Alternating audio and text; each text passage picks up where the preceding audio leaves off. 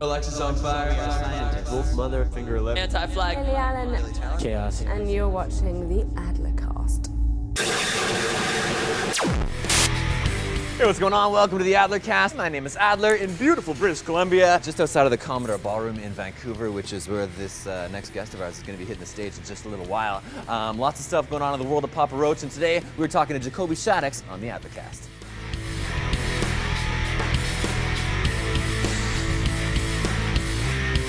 I just want to say I'm sorry to hear about your grandfather. Oh, yeah. I know that you've been talking about that on stage a little bit on this tour, kind of paying homage. Yeah, most definitely, man. That was a bummer. I mean, that was like right when we got done making the record, the last day that we were living in the Paramour, we found out that my grandfather, he had taken his own life, you know, and he was dying from, he had Lou Gehrig's disease, so it's pretty much like a really painful way to go out. And so we all kind of respect his decision to do what he did, you know what I'm saying? And it's definitely hard to go through, you know, because to see my father, you know, lose his father, that's rough. But, you know, also it just kind of, you learn some valuable lessons. You know, I learned a lot of things from it, you know, about like life is precious, life is valuable, life is, you know, you got to enjoy that shit while you got it, you know what I'm saying? And like, and while you have it, do something positive with it, because that's what he did with his life. So I really look up to him, you know. He was a great man. He was definitely an awesome person.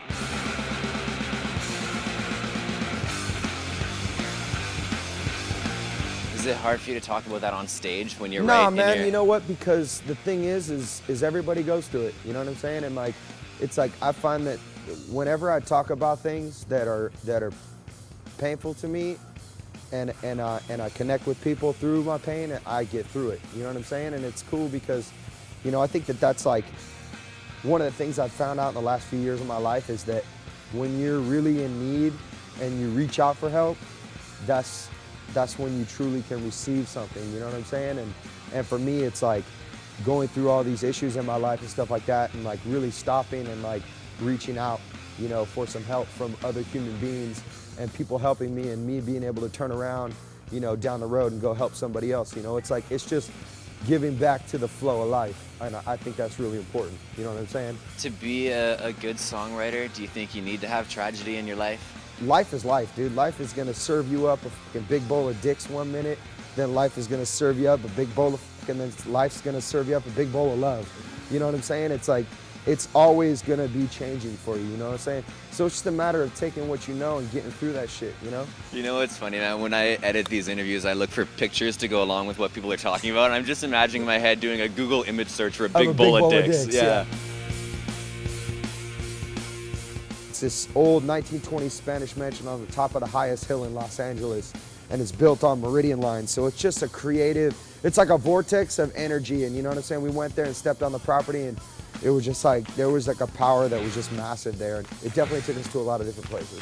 No, I read an article that Dave from your band was talking about that it was haunted there, and, yeah. he said he had some out-of-body sex with some very old Hollywood spirits. I would say Dave was out of his fucking mind when we were making the record. Like, yeah. It was funny to see my boy go crazy, but then it was also kind of sad, you know what I'm saying? Because he was going through a really hard time. He was going through a divorce, and you know, so he was partying really hard. A lot of cocaine, a lot of hookers, a lot of partying for that guy. But like real life, like alive hookers from today, or spirits of hookers I from think past? a little bit of both. I think, you know what I'm saying?